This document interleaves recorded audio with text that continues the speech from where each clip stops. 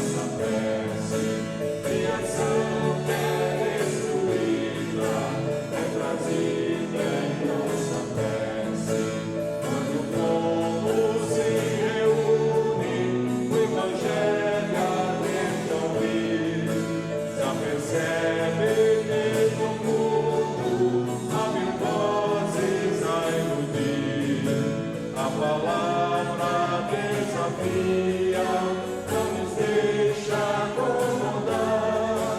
A mensagem que traz vida aos aflitos quer chegar.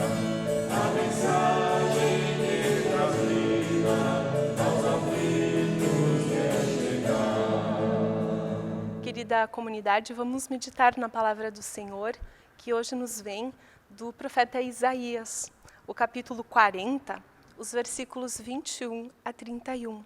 Quem quiser abrir sua Bíblia em casa ou pelo celular, Isaías 40, 21 a 31.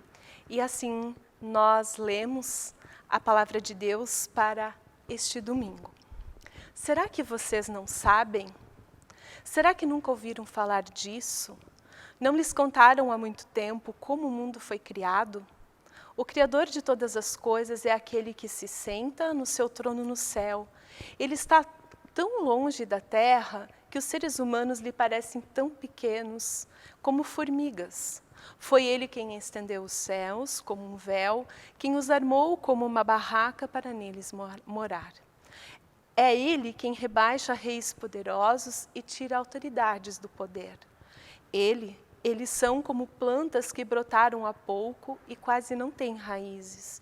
Quando Deus sopra neles, eles murcham e a ventania os leva para longe, como se fossem palha. Com quem vocês vão comparar o Santo Deus? Quem é igual a Ele? Olhem para o céu e vejam as estrelas. Quem foi que as criou? Foi aquele que fez sair em ordem como um exército. Ele sabe quantas são e conhece cada uma pelo nome. A sua força e o seu poder são tão grandes que nenhuma delas lhe deixa de responder. Povo de Israel, por que você se queixa, dizendo, o Senhor não se importa conosco, o nosso Deus não se interessa pela nossa situação? Será que vocês não sabem? Será que nunca ouviram falar disso? O Senhor é o Deus eterno, Ele criou o mundo inteiro. Ele não se cansa, Ele não fica fatigado. Ninguém pode medir a sua sabedoria. Aos cansados Ele dá novas forças, enche de alegria os fracos. Até os jovens se cansam, os moços tropeçam e caem, mas os que confiam no Senhor recebem sempre novas forças. Eles voam nas alturas como as águias, correm e não perdem as forças. Andam e não se cansam. Até aqui, a palavra do Senhor dita através do profeta Isaías. Desejo que a graça, o amor de Deus e a comunhão no Espírito Santo estejam com todos e todas nós. Amém. Querida comunidade, Isaías foi um profeta muito conhecido. Ele é reconhecido como autor deste livro, o maior livro teológico do Antigo Testamento. O significado de Isaías é Javé é a sua salvação. Isaías ele foi chamado para ser profeta lá pelo ano de 746 a.C. Nós não temos muitos detalhes históricos sobre sua vida particular. Apenas sabemos que ele era de origem nobre, porque ele tinha uma liberdade de conversa, de diálogo com reis e com autoridades.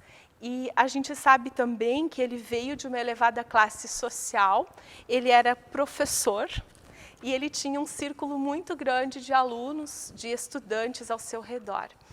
O livro de Isaías, ele é dividido em 3 partes, e o nosso texto de hoje, Isaías 40, ele abre a segunda parte do livro do profeta Isaías, que na ciência teológica nós denominamos de Deutero-Isaías. Provavelmente o texto, propriamente dito, não foi escrito pelo profeta. Foi um profeta anônimo, mas que ao receber o nome de Isaías, teve credibilidade na sua escrita. Compreende a época em que o povo estava no exílio na Babilônia, o exílio está indo para o seu final, mas ainda é uma situação de muito sofrimento. Aqui, em nosso texto, Deus nos leva a refletir sobre relações de poder E a mensagem do profeta é dirigida às autoridades, é dirigida ao povo, aqueles que dominam o território. Falamos aqui de assírios, de babilônios, de persas e do povo de Deus. E entre dominação e violência, entre mentiras, entre arrancar as pessoas de seus contextos, destituí-las de vínculos familiares, entre retirar a identidade cultural e principalmente a fé, entre a mentira inescrupulosa que rondava os espaços de relação, que hoje nós chamamos de fake news, diante do não respeito à vida, atua o profeta. Sua principal mensagem é a esperança salvífica, que é presente de Deus e que tem como base o perdão e a certeza de que Deus trará a salvação. E Deus nos convida hoje, através de Isaías, a olhar para aquilo que permanece para sempre. Ainda no capítulo 40, lá no seu início, o profeta diz: a palavra de Deus permanece para sempre. Ela é como a chuva que não volta para o céu sem antes ter regado a terra. Deve ter esperança que vem de Deus. É esse o convite do profeta. Você já experimentou colocar tua vida, teus sonhos, teus projetos em algo que permanece para sempre? Muito difícil essa tarefa para a qual Deus nos chama. Esta é a única escolha que o povo tem naquele momento. Deu-te Isaías, o povo está no final do exílio. O reinado da Babilônia estava prestes a ruir e o rei persa, Ciro, está pronto para tomar o poder.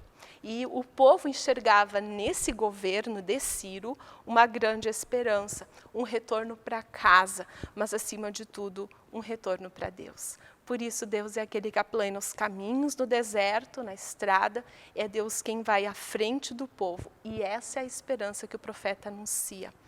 E nessa situação de desespero, o profeta diz: console o povo de Deus. Ela inclui toda a criação. Não é somente para as pessoas essa esperança, porque as árvores se rompem, elas batem palmas, e também nós, seres humanos, voamos como águias e não nos cansamos. Mesmo que a natureza não tenha consciência crítica dessa esperança, ela é uma esperança que Deus também anuncia ao todo da sua criação. Que esperança é essa? Fiquei pensando sobre isso. Que esperança é essa que Deus oferece a seu povo e que hoje é testemunhada e acolhida por nós? Em primeiro lugar, ela não é uma esperança determinista. Não é a esperança de um Deus que fica lá longe observando a vida dos seus filhos e se divertindo com suas dificuldades. O que alguns chamam de demiurgo.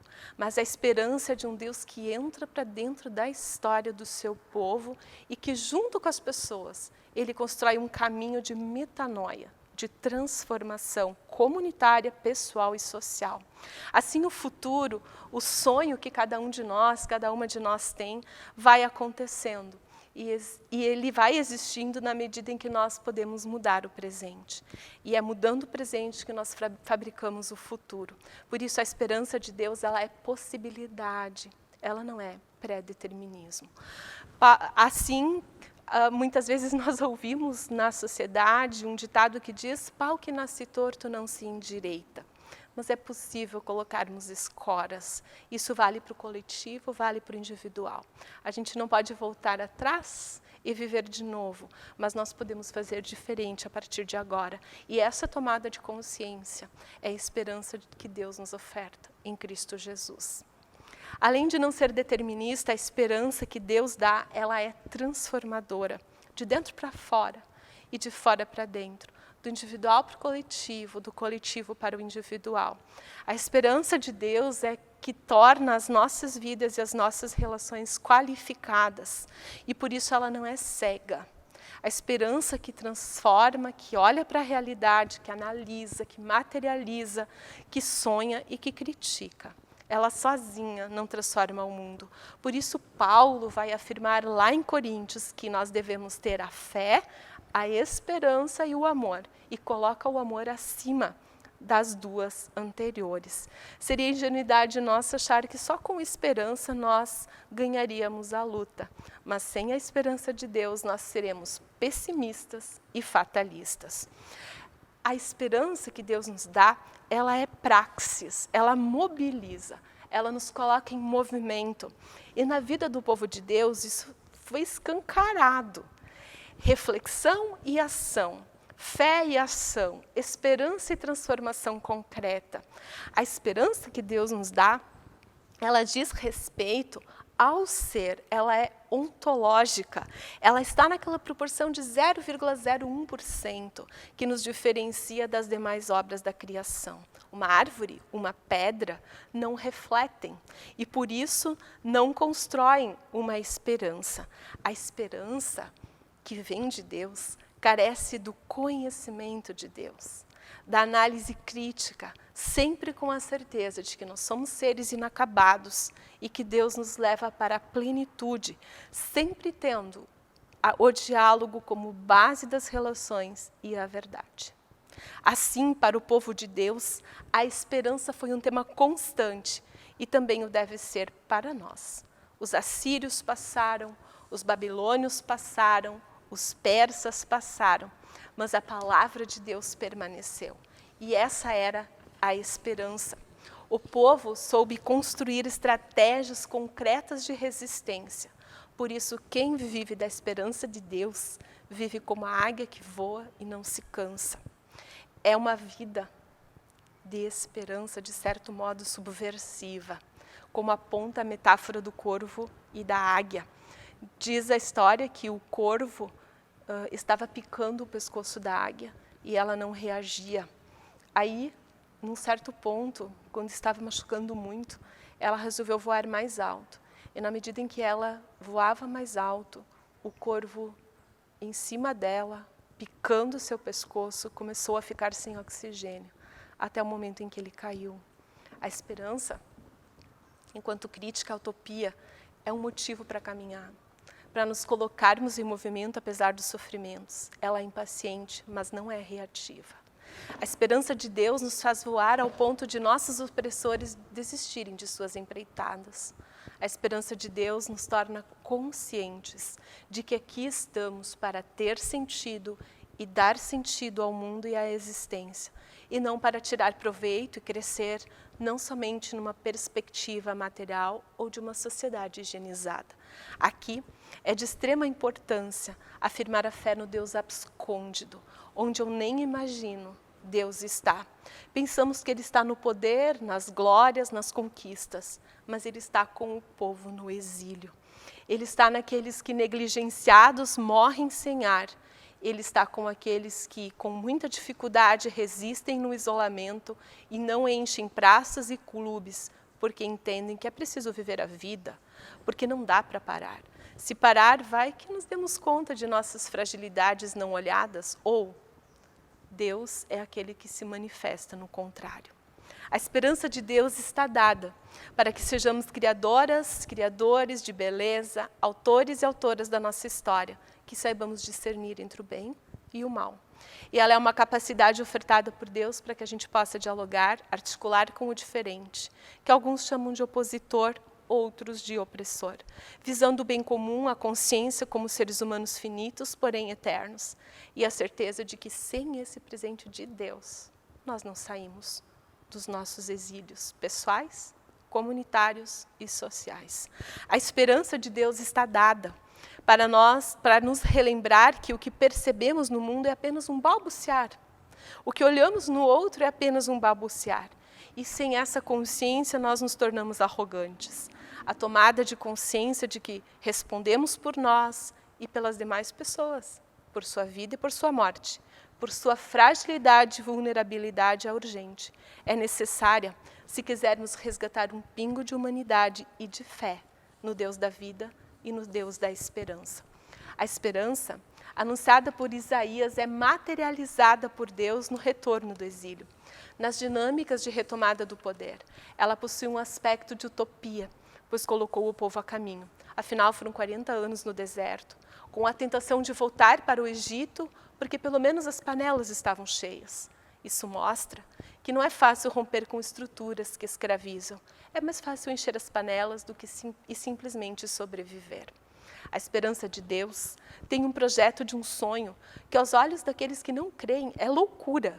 Aqui, um ingrediente que se soma à esperança como utopia é o sonho. Certamente vocês já sonharam em algum momento da vida. Sigmund Freud diz que o sonho possui 3 fatores. 1.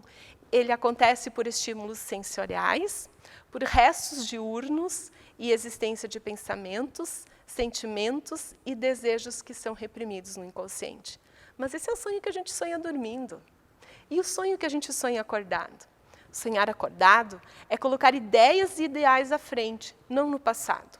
O sonho acordado contém projetos de vida, de relações e de sociedade melhor. Ele é fermento na massa, ele é semente incipiente de frondosa árvore. Sonhar acordado é engajamento e é consciência. Assim, a esperança que Deus nos dá não é uma emoção utópica que nunca se realizará, e ela também não é idealista, porque a esperança de Deus não dita um ideal de família, um ideal de sociedade, um ideal de homem, um ideal de mulher, ou até um subproduto da nossa imaginação. A esperança de Deus constitui seres humanos engajados na reestruturação da vida, e isso se chama perdão, diálogo, e isso se chama ser comunidade. Assim, a esperança que vem de Deus, e esta a qual o profeta é sujeito e ao mesmo tempo protagonista, está unida dialeticamente ao passado, ao presente, iluminando o futuro. Aqui cabe ao povo de Deus olhar para sua assertividade e para seus erros, superando crenças limitantes e padrões que não promovem vida. Por isso, se saber como indivíduo é importante, mas também entender que a coletividade, que a comunidade contribui para a nossa formação como ser. Essa esperança permite que possamos problematizar a existência, não a vida, não é? Porque problemas na vida já temos demais. Mas você já parou para problematizar a sua existência? Quem sou eu? O que eu entendo por felicidade? O que é para mim uma vida boa e agradável? Onde invisto o meu tempo, minhas energias? Quem sustenta a minha fé? Dá força ao cansado, afirma Isaías. Multiplica as forças daqueles que não têm vigor. Os jovens se cansam, mas não se fatigam, e os moços caem. Mas os que esperam no Senhor renovam as suas forças, sobem como águias, correm e não se cansam, caminham e não se fatigam. Que assim seja. Amém.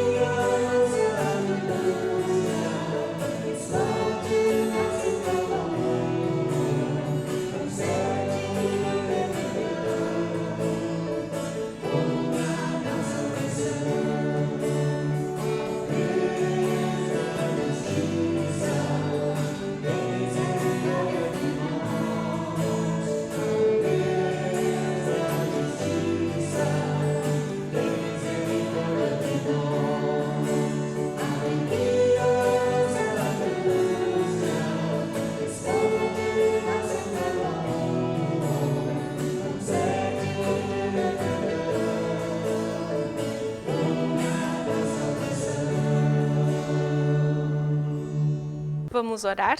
Oremos. Amado Deus, obrigada por este momento contigo. Obrigada porque tua esperança também alcança cada uma de nós.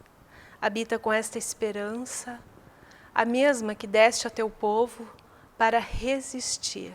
Habita com esta esperança na vida, no sonho, nos projetos de cada pessoa. Habita com esta esperança, acalmando o coração, mostrando o caminho a seguir. Habita com esta esperança que vem de ti, nos tornando resilientes e fortes, como tua comunidade de fé. que vive a partir da graça que tu operaste em Cristo Jesus. Que esta esperança esteja entre os aflitos, os doentes, os hospitais. Que esta esperança ilumine nossas lideranças. Que esta esperança seja para nós um modelo e um guia de vida. Tudo que temos em nosso coração, entregamos a Ti, na oração que Teu Filho Jesus nos ensinou, quando juntos e juntas oramos. Pai nosso, que estás nos céus, santificado seja o Teu nome. Venha o Teu reino, seja feita a Tua vontade, assim na terra como no céu. O pão nosso de cada dia nos dá hoje, e perdoa as nossas dívidas, assim como nós também perdoamos aos nossos devedores. E não nos deixes cair em tentação, mas livra-nos do mal, pois Teu é o reino, o poder e a glória para sempre. Amém. Recebamos a bênção do Trino Deus. Que o Senhor nos abençoe e nos guarde. Que o Senhor faça resplandecer o rosto sobre nós e tenha misericórdia de nós. Que o Senhor sobre nós levante o seu rosto, nos dê sua paz e sua esperança. Em nome do Pai, do Filho e do Espírito Santo. Amém. Um abençoado domingo, um esperançoso domingo, na paz, na misericórdia e sob o olhar de Deus. Amém.